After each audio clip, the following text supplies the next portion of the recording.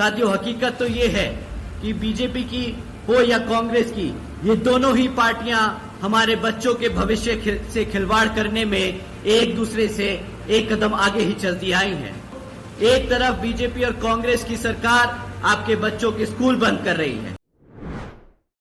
नमस्कार, मैं शालिनी और आप देख रहे हैं नेक्स्ट 9 न्यूज।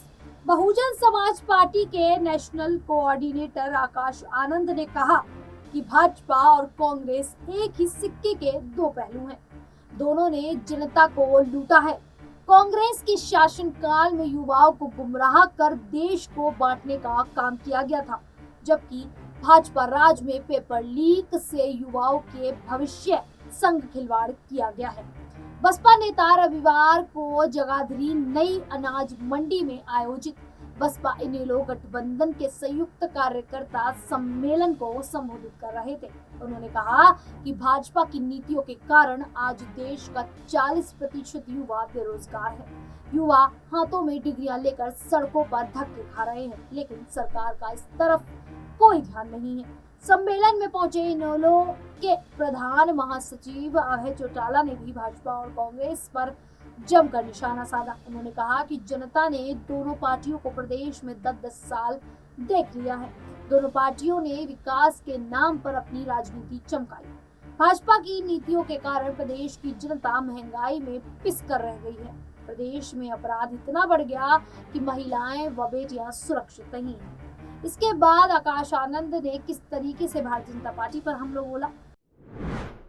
साथियों, हकीकत तो ये है कि बीजेपी की हो या कांग्रेस की, ये दोनों ही पार्टियां हमारे बच्चों के भविष्य से खिलवाड़ करने में एक दूसरे से एक कदम आगे ही चलती आई हैं।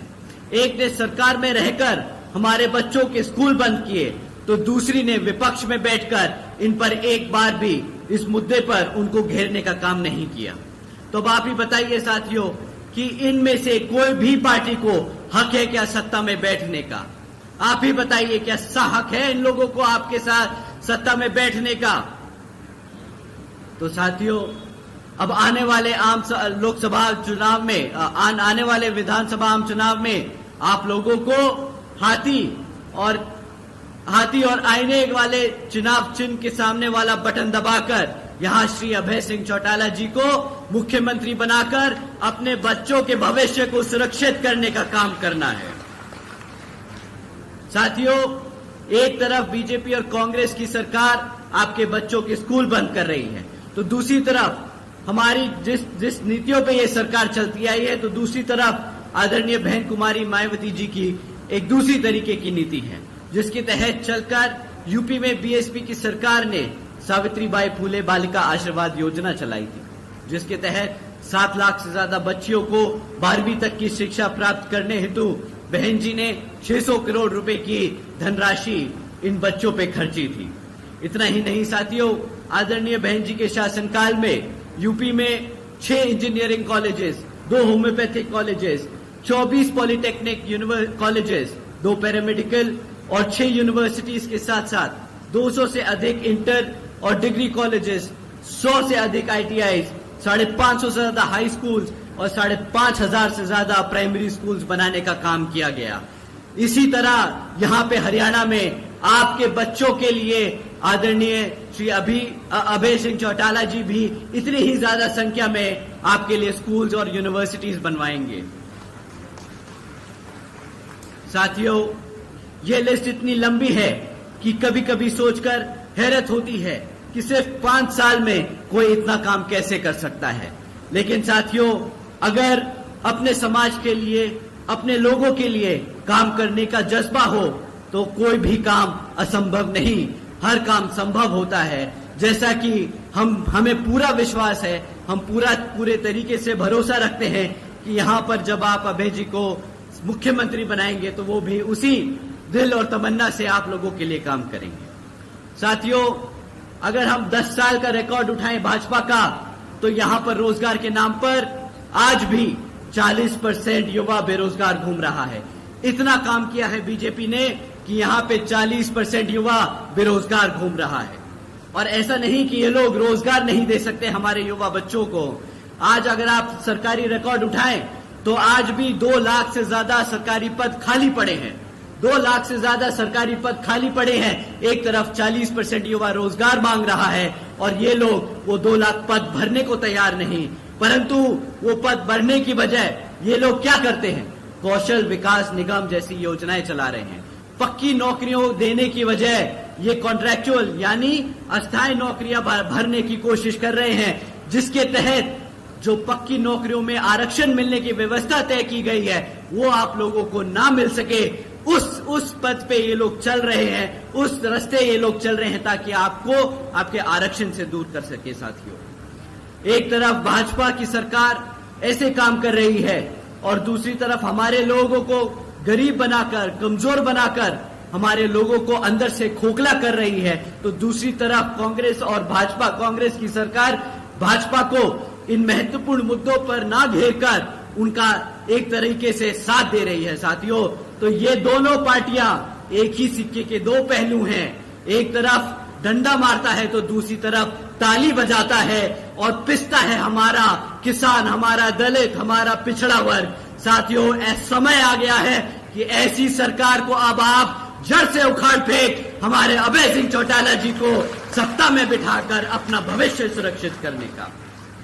साथियों, दूसरी तरफ, एक तरफ तो ये लोग हैं और दूसरी तरफ आदरणीय बहन कुमारी मायावती जी ने 5 साल में 90,000 से ज्यादा शिक्षकों को रोजगार देने का काम किया था। 1 लाख से अधिक सफाई कर्मचारियों को रोजगार देने का काम किया।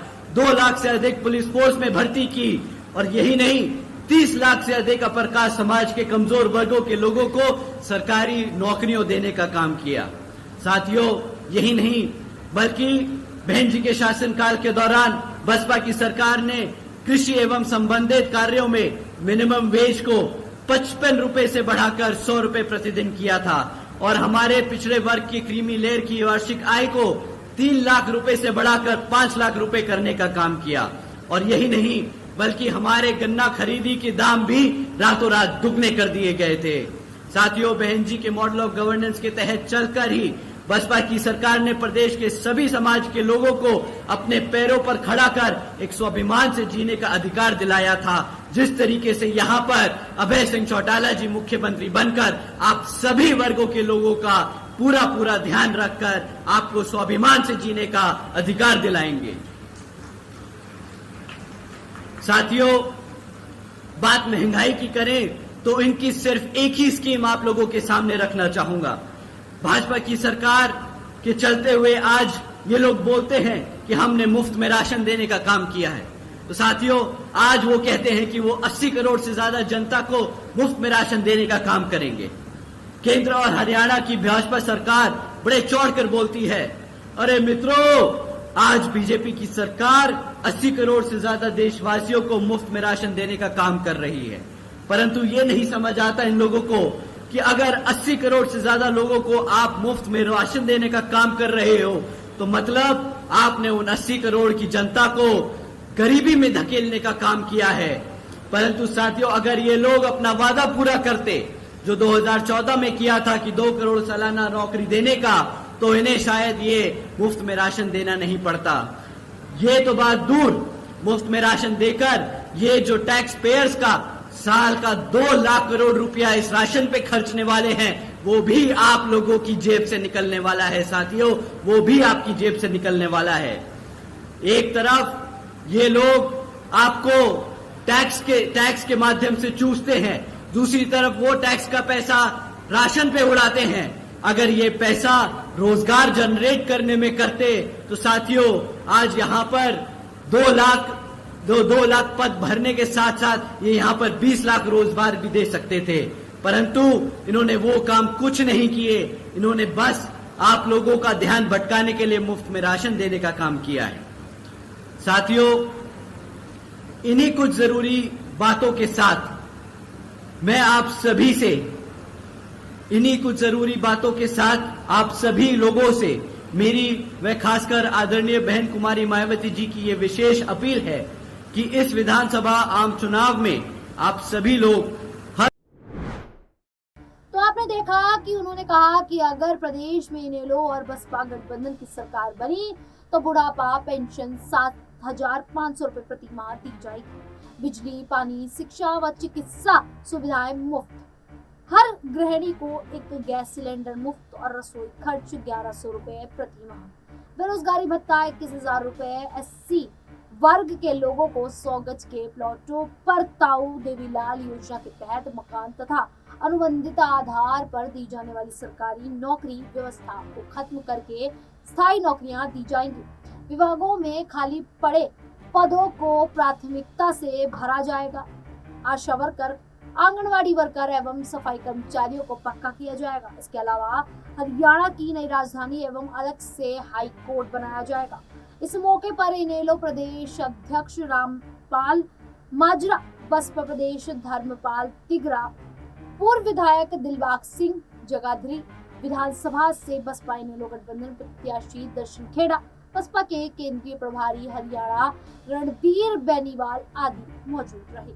अब जिस प्रकार से आकाश आनंद ने जमकर हमला बोला कांग्रेस और भाजपा पर, ऐसे में आने वाले हरियाणा में जो विधानसभा चुनाव है, क्या मायावती इनेलो के साथ गठबंधन कर कुछ सीटें जीत कर हासिल कर भी पाएगी या नहीं? इस पूरे मुद्दे पर आप लोगों की क्या राय है, हमें कमेंट करके जरूर बताइएगा। इसी प्रकार की देश दुनिया से जुड़ी खबरों के लिए देखते रहिए नेक्स्ट 9 न्यूज़।